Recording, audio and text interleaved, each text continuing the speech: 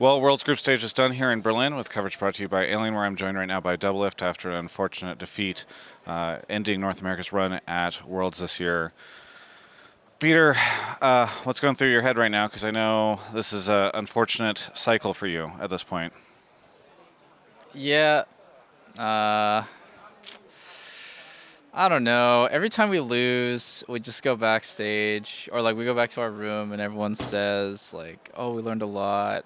And like, "Oh, there's always next year, life goes on." But yeah, none of those things actually help. Like to be honest, like nothing actually helps. It just blows. We worked super hard. I thought I mean, I thought everyone on the team was playing like really, really well. So I was expecting great things this year, low key, without like trying to hype us up too much. But yeah, I mean, I don't know. It's just very bitter, I guess. It's just a really bitter ending. I wouldn't even say it's like bittersweet because it just sucks. And I think there are a lot of like alternate universes where we play a little bit better in one of the games, and it's not like this big deal that I'm always stuck in groups. And there's even like an alternate universe where like just my runs on Team Liquid were a little bit different, and we made it pretty deep in the tournament. But unfortunately, I live in this universe, so I'm just gonna have to suck it up and try again next year. What do you think went wrong? I think our group had a certain meta, and this sounds like I'm making an excuse, but like this is just simply reality. Like our group had a certain meta with Damwon and IG, and we weren't actually ever exposed to that type of playstyle in scrims. Obviously, you're not going to scrim the teams in your own group. So, anyways, yeah, like a lot of the champions that they played, we weren't accustomed to. And I'm guessing like some of the stuff that we were playing, they weren't accustomed to either. Like first game in Nivea, but like a lot of things went wrong. Like I think we had some bad drafts, and I don't think it's the coach's fault. I think it's literally just we had confirmation bias that it was good from practice, and we weren't practicing against shit teams. By the way, we're practicing against like the best teams at Worlds and doing really well. So I don't know. It's kind of just one of those weird things that we're just playing bad on stage. We're having bad games, and nothing that we're doing is really working. That's really loud buzz. Yeah, I know. Berlin has loud buses. Yeah. Anyways, long story short is, if we were a better team, we would have advanced out of groups. And I think what went wrong is we weren't a little bit better. What do you think is holding North America back? Because not only did you guys not make it out, but this is a throwback to 2015, last time Worlds was in Europe, where no North American team makes it out of groups. I think it just says our region is really weak, and it actually says a lot, in my opinion, that I struggle really hard internationally, but then domestically, like, there's no competition. And same with our team, I would say. Like, I think Team Liquid, our individual players, and as a team, we struggle. But domestically, it's, I mean, like, there's some best of fives that we're close, but, like, I think there aren't very many teams that can challenge us. It just says our region is weak.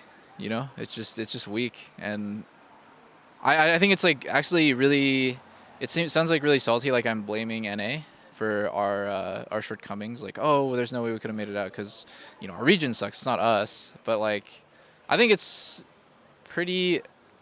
It's just very direct. Like it is reality. Like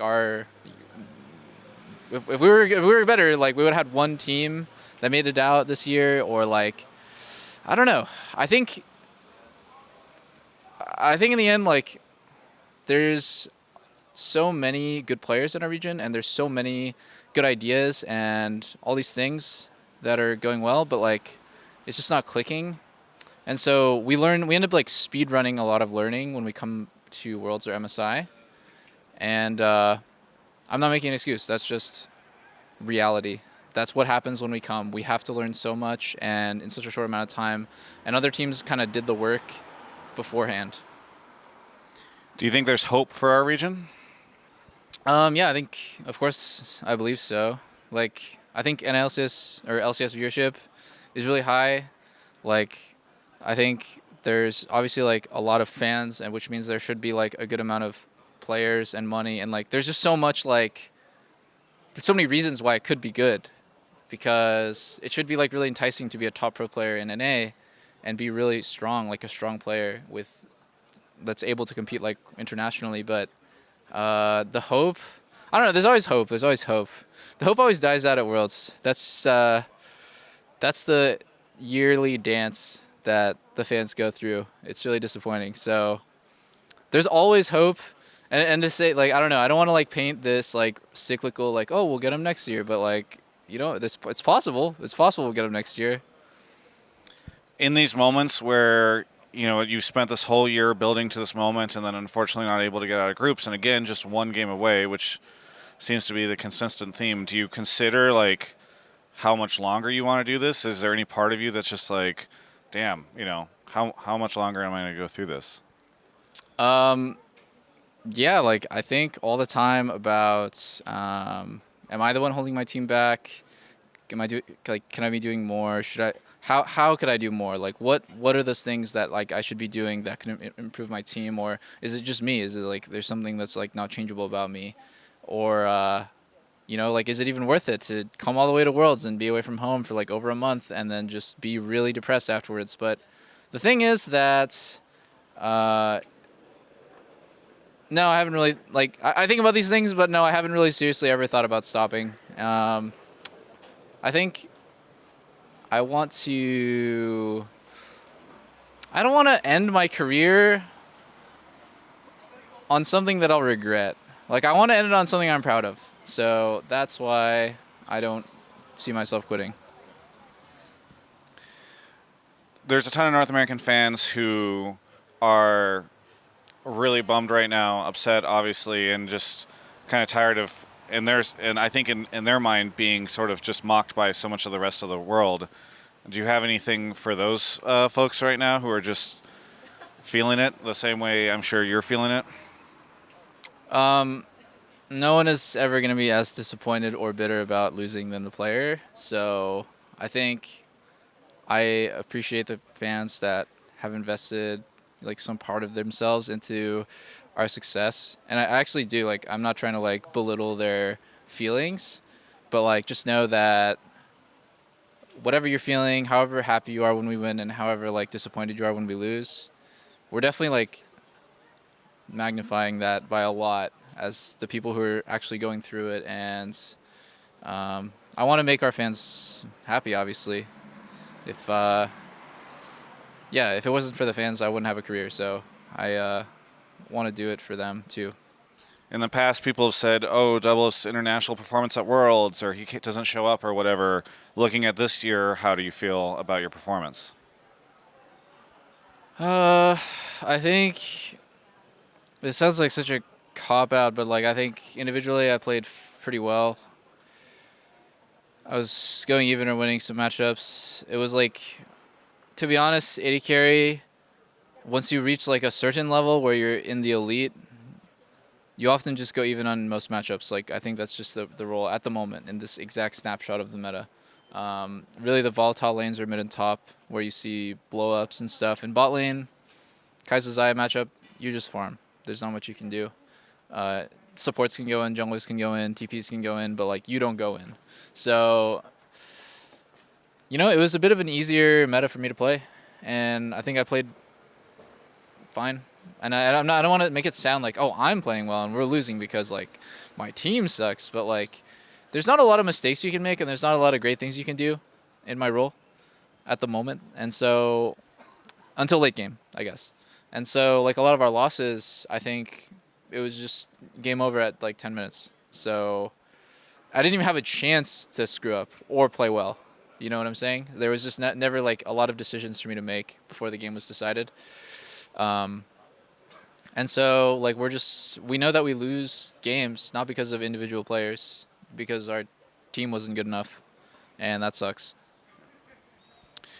Well, I'm sure I saw you on stage at one point in time before that final game, looking up and seeing all the people chanting on both sides, but very loud for TL from the EU audience. and I think that went on for like 20 or 30 minutes. But I'm sure you know that there's a ton of people out there who have a ton of support for you and the team and the rest of North America. Any final words for anybody who's watching this? Uh, nah, I'm not gonna like parrot what a lot of people try to say. It's like, oh, it's fine, you know. Next year you'll get it. Like, I think all I can say is we're all really sorry that we played so bad, and that's it. That's the end of our year, and guess we will move on with time. Thank you so much for the interview, Peter. For everyone else, you can check out the rest of my coverage of all things Worlds right here on my YouTube channel. Hey, I know this is the outro where normally I'd promote Alienware for sponsoring everything I do, and I am appreciative of that. But I don't think they would mind right now if I just mentioned how, you know, supportive I am of the North American teams and how much I think the North American teams at this event really appreciate all the support of the fans and the positive comments. I know that obviously things don't always go our way for international events, but I think it's really cool how NA fans continue to support and cheer on and hope for something better in the future. So either way, appreciate you all watching my content here at Worlds. We're going to stick around for maybe at least a little bit longer, 3 quarters. We'll see you after that. And thanks for watching all the content, especially the ones that are a little bit more sad.